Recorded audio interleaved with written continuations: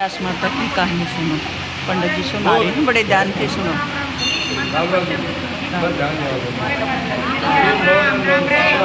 राम राम।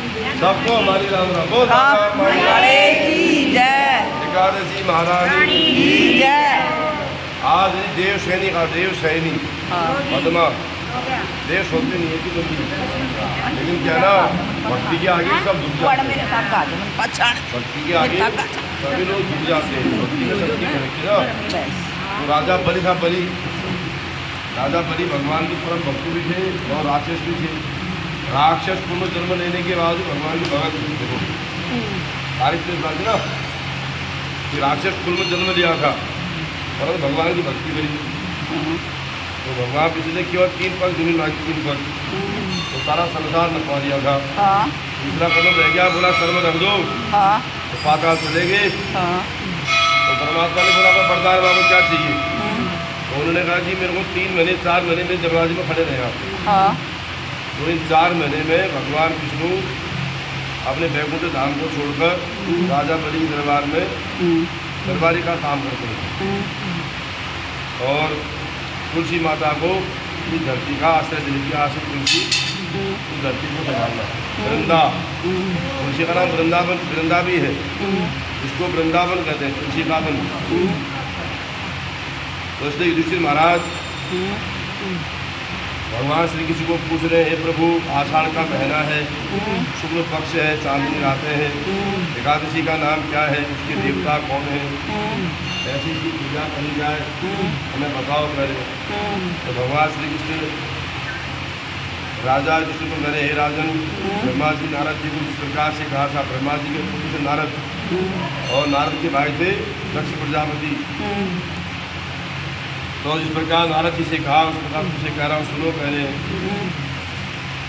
तो आषाढ़ महीने की जो एकादशी आती है उसे प्रसन्न होकर भगवान कृष्ण की आराधना करने के लिए मुझसे कहो कह रहे। नारद जी पूछ रहे, बता रहे।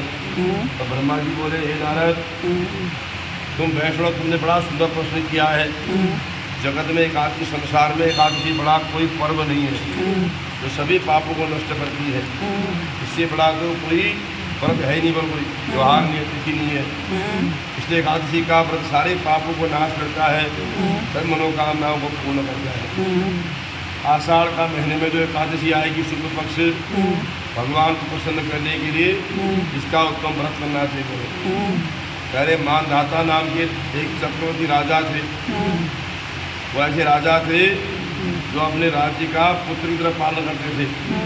उसके राज्य में कभी अकाल नहीं पड़ा, कोई रोगी नहीं बना, कभी सूखा नहीं पड़ा, सब कुछ समय पर होता था और सभी लोग दीर्घजीवी, निरोग, स्वस्थ होते थे। सब घर में धन धान्य से भरा भरा था, कोई किसी प्रकार का दुखी नहीं था। ऐसा वो राजा था। एक बार कुछ वर्षों के बाद उस राज्य में अकाल पड़ गया, वर्षा नहीं हुई। गाय, भैंसें, पशु पक्षी, जीव जंतु, मनुष्य भूख प्यास से होकर मरने लगे। अन्न का अभाव हो गया, धरती बंजर रहने लगी, मंदिरों में पूजा पाठ बंद हो गया, वर्षा होनी बंद हो गई, गाय से दूध देना बंद कर दिया। तो राजा बड़ा दुखी हुआ, बोला जैसे अगर वर्षा नहीं होगी तो अन्न कैसे होगा, अगर अन्न नहीं होगी तो मनुष्य कैसे जिंदा रहेंगे, संसार तो समाप्त हो जाएगा, क्योंकि अन्न में ही प्राण है, अन्न ही तो हो तो कैसे होगा। और अन्न में भगवान का वास भी है। कह रहे हैं कि इस प्रकार से ईश्वर ही अन्न का स्वरूप है, जो खा करके मनुष्य जीवित रहता है, उसी को भगवान कहा गया है। इस अन्न से संसार पैदा होता है, संसार मरता भी है। इसलिए संसार सुनना हो जाएगा अगर अन्न नहीं होगा तो। पुराणों में विस्तार में कहा गया है कि जो राजा अधर्मी होगा, पापी, अत्याचारी होगा, उसका दुख उसके राज्य के लोग भोगते हैं। इसलिए राजा को सुविचार और सात्विकी होना चाहिए। जैसा राजा होगा वैसी प्रजा होगी, वैसी प्रजा में अन्न धन होगा, वैसी प्रजा की विचार होंगे, वैसी प्रजा में रोग और दुख होगा। इसलिए जैसा राजा होता है वैसी प्रजा दुखी रहती है। ऐसा विचार के लिए मानधाता बोले, मैंने तो ऐसा पाप किया नहीं था कि मेरे कारण मेरा राज्य में जो व्यक्ति पुरुष, स्त्री पुरुष जीव जंतु पशु पक्षी अब दुखी हो रहे हैं, मैंने कौन सा ऐसा अपराध किया। ऐसा विचार करके वो अपनी सेना को लेकर जंगलों में निकल पड़ा कि पूछता हूँ मैं, कहीं तो कुछ मिलेगा कि मैंने कौन सा अपराध किया है, क्योंकि राजा के पाप से ही राज्य में अकाल पड़ता है। तब तपस्वी जंगलों में घूमता घूमता वह हिमालय कंदराओं में पहुँचा। वहाँ पर देखा अंगिरा नाम के ऋषि थे, चारों ओर प्रकाशमान था, नाना प्रकार की पशु पक्षी कोताहल कर रहे थे, सुंदर नदी बह रही थी और झरने की तरह बह रहे थे और पशु पक्षी कोलाहल कर रहे थे। राजा ने सोचा वो अच्छे ऋषि हैं, पता लगा कि वो ब्रह्मा के पुत्र अंगिरा है। हाथ जोड़कर बोले ऋषि को प्रणाम और उनको वहाँ पर जाके प्रणाम किया, बैठे। तब उन्हीं ने कहा कहाँ से आए, क्यों आए, कौन हो। तो राजा बोले मैं मानधाता हूँ, मेरे कारण मेरे राज्य के बड़े दुखी हो रहे हैं। कहा गया है कि जिस राज्य का राजा पापी होता है उस राज्य में हमेशा दुखी होता है। परंतु मैं यही पूछने आया हूँ कि मैंने कौन सा अपराध किया कि मेरे राज्य में अकाल रोग दोष आ गए हैं, लोग भूखे मरने लगे हैं, नाना प्रकार की बीमारियाँ फैलने लगी हैं। इसी के लिए पूछने में आपके पास आया हूँ। अंगिरा ऋषि बोले निराजन यह सतयुग है, इस युग में मनुष्य ब्रह्मज्ञानी है, चारों धर्मों में वर्णमान है, ब्राह्मण के सिवा को तपस्या नहीं करते हैं, जो जिस कर्म में लगा है उसी कार्य में लगा हुआ है। तब मुनि ने बोले कि तुम्हारे राज्य में एक शूद्र जो तपस्या करने लग गया है, ये सतयुग है, सतयुग शूद्र को तपस्या करने का अधिकार कलयुग में दिया गया है, इसलिए सतयुग में ये कार्य होने के कारण तुम्हारे राज्य में जो है वर्षा होनी बंद हो गई है, या तो उसको मार दो या बताओ क्या करना है। राजा बोले प्रभु हे नारायण, हे ऋषिदेव, हे ब्राह्मण देवता, मैं पूजा पाठ तपस्या करते हुए को नहीं मार सकता हूँ, इतना बड़ा अपराध नहीं करूँगा, और कोई उपाय तो बता दो। तब ऋषि बोले ठीक है, तुम बड़े सुंदर अच्छा विचार है मन में तुम्हारे, क्योंकि भक्त जो तपस्या करता है पूजन करता है वो भगवान का भक्त ही है, इसलिए तुम उपाय ऐसा करो कह रहे हैं। आषाढ़ का महीना आएगा, एकादशी आएगी, उस दिन तुम सारे प्रजावासियों को बोलना कि सभी लोग एकादशी का व्रत करें और इस एकादशी का व्रत करने के पश्चात रात्रि में जागरण करना, भगवान का भजन पूजन करना और हमेशा एकादशी का व्रत ही करना। तुम्हारे राज्य में कभी अकाल नहीं पड़ेगा, कभी कोई दुखी नहीं मरेगा, इस प्रकार सभी सुखी जीवन यापन करेंगे। ऐसा उपाय बताकर वो राजा जंगलों से निकलकर अपने राज्य को आया। अब उसे अपने मंत्री से मंत्रणा करी, बैठे सभा लगाई और सारे राज्य में एक आदेश पारित किया कि सभी लोग एकादशी का व्रत करेंगे, केवल बच्चे बूढ़े और बीमार लोगों को छोड़कर बाकी सभी लोग एकादशी का व्रत करेंगे। जो इस आदेश को नहीं मानेगा वो दंड का भागी होगा। ऐसा राजा ने पूरे राज्य में ढिढोरा पिटवा दिया। इस प्रकार से सभी लोग एकादशी का व्रत नियम पूर्वक करने लगे और आषाढ़ महीने की एकादशी का व्रत सभी राज्यवासियों ने बड़े सुंदर तरीके से किया और द्वादशी का उद्यापन किया, जिस कारण से पूरे राज्य में पूरे महीने ऐसी वर्षा हुई जो शायद कभी हुई नहीं हो। इस प्रकार से उस राज्य में धन पुत्र से पुनः संपन्न होने लगा और इस प्रकार मानधाता ने भगवान का धन्यवाद किया और उस दिन से उस राज्य में प्रत्येक एकादशी का व्रत हर व्यक्ति करने लग गया था। इस प्रकार हे राजन चातुर्मास का ऐसे से प्रारंभ हो जाता है, आज से चातुर्मास लग जाता है। तब करें भगवान विष्णु शयन करना चाहते हैं। जब कार्तिक का महीना आएगा तब भगवान वहाँ से उत्थापन होता है, इसलिए अधिक मास में विधि की है। भगवान को न शयन कराए न उत्थापन। आषाढ़ महीने के पक्ष एकादशी आज के दिन एकादशी का उपवास और चातुर्मास 4 महीने के व्रत का नियम लेना चाहिए और भगवान विष्णु का और भगवान शंकर का पूजन करना चाहिए। आज के दिन भगवान को पीताम्बर वस्त्र बनाकर सुंदर सैया तकिया वस्त्र आभूषण आदि लगाकर उनको कहना चाहिए प्रभु अब आप आराम करो।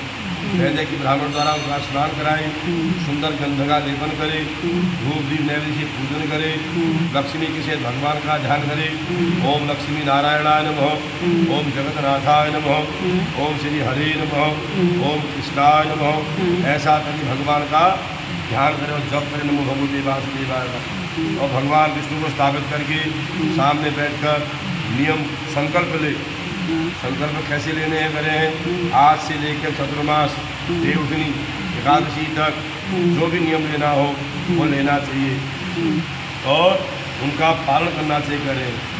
द्वादशी, पूर्णमासी, अष्टमी, कर्क संक्रांति विधि विधान पर भगवान का पूजन करना चाहिए। इस प्रकार चातुर्मास में जो नियम पूर्वक करता है उनके सारे देवता पितर तृप्त हो जाते हैं। कभी कभार मनमास बीच में आ जाता है, अधिक मास जिसे कहते महीना पड़ जाता है, उसमें कोई पितृकारी देवता पूजन नहीं करना चाहिए। जो देवताओं के मंदिर में इस प्रकार से आज से लेकर 4 महीने तक जो भगवान के मंदिर में सफाई करता है, जल चढ़ाता है, जल का छींटा लगाता है, झाड़ू लगाता है और जन्म 7 जन्मों तक धर्म में तत्पर होकर भगवान के लोग वैकुंठ लोक का वासी बन जाता है। जो चातुर्मास में दूध से, दही से, घी से, शहीद से भगवान का स्नान करता है और भगवान के विष्णु के स्वरूप होकर भगवान के लोक में अक्षय माने कई युगों तक सुख भोगता है। तो भगवान का पुष्प से, चावल से इन चातुर्मास पूजा करते हैं और सोने के सिंहासन बैठकर भगवान के लोग को जाते हैं और इंद्रलोक का सुख भोगते हैं।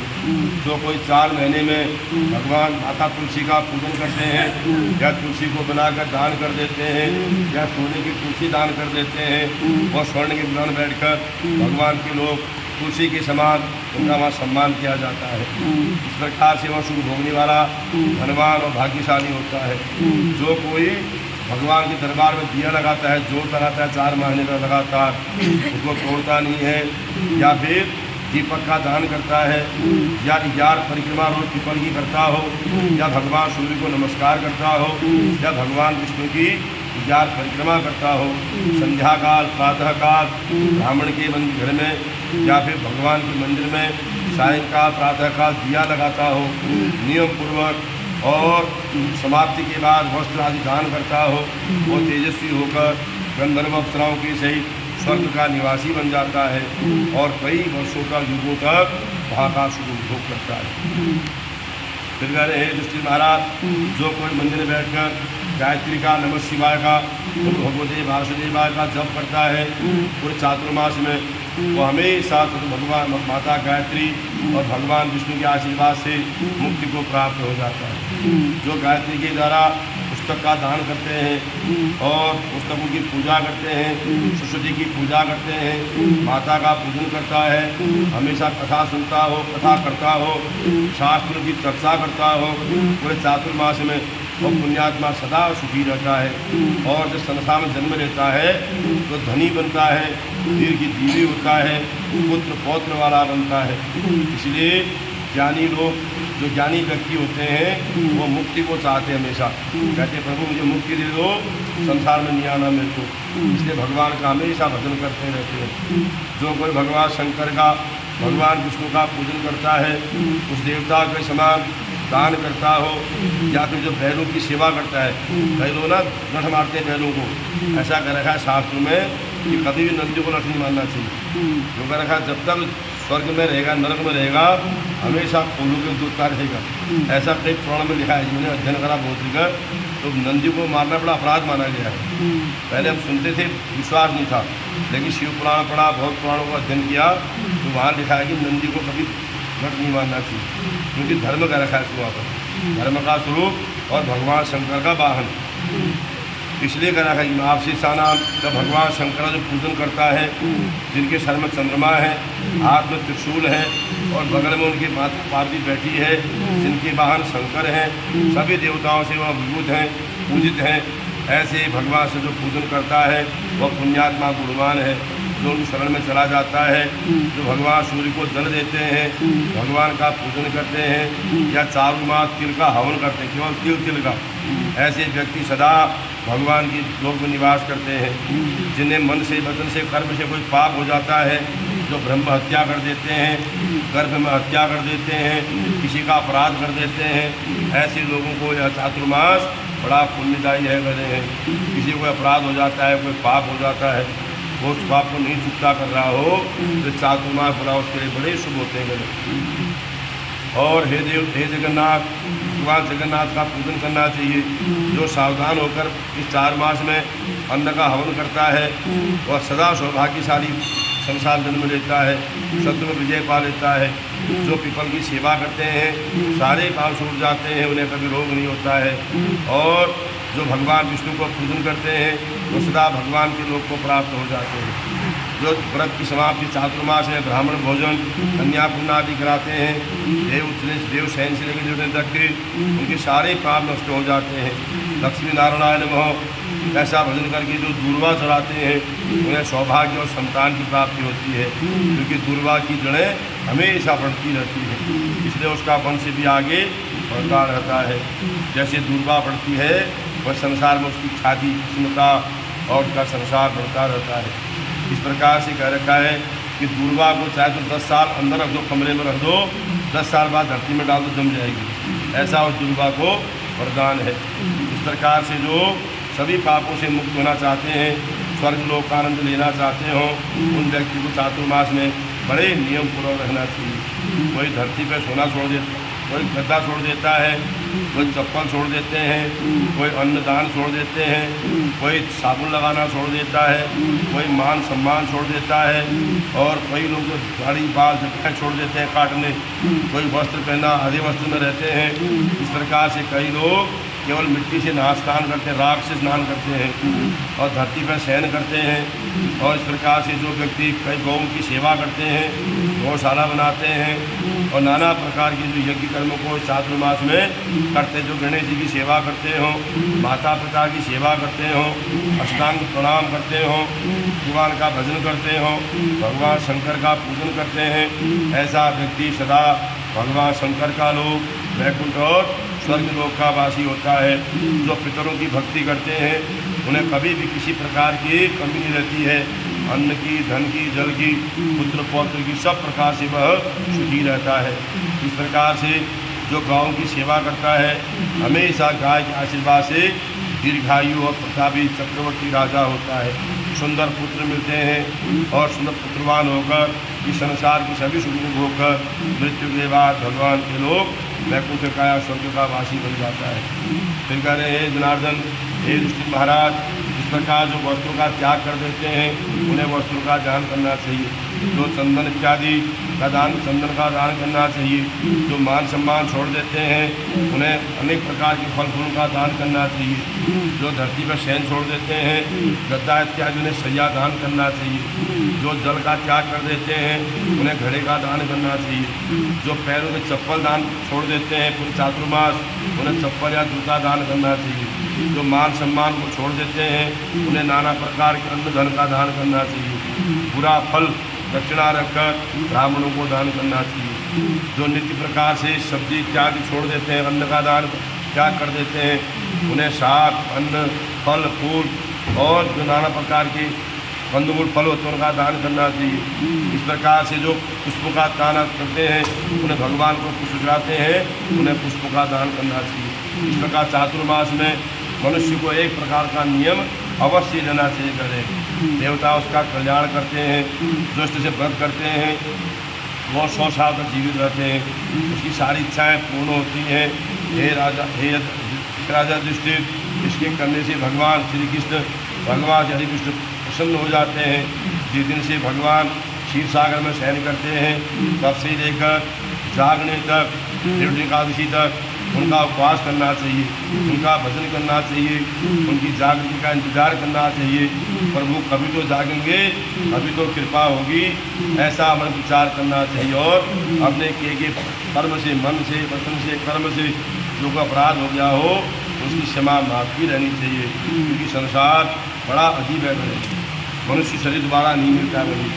84 लाख योनियों में बड़े पुण्य से मनुष्य मिलता है, और ऐसा सुख को मनुष्य को कभी नहीं त्यागना चाहिए और भगवान के शरण में हमेशा लगे रहना चाहिए। और एकादशी का व्रत, ये चातुर्मास बड़े श्रद्धा भक्ति से करने चाहिए। बोलो एकादशी महाराज की जय। प्रकार से 12 महीनों की 24 एकादशियाँ हैं, उनके नाम उत्पन्ना उत्पन्ना, मोक्षदा, सफला, पुत्रदा उत्तरदा, किला अर्चिला, दया दया, विजया रामलकी आपमोचनी कामदा दर्शनी मोहनी अपरा निर्जला योगिनी पद्मा कामदा सुप्रदा अजा आमना इंदिरा आशांकुशा रमा और देवउठनी। और देवउठनी। इस प्रकार से 12 महीनों की यह एकादशी है। बोल एकादशी महारानी की जय, माता माता की जय।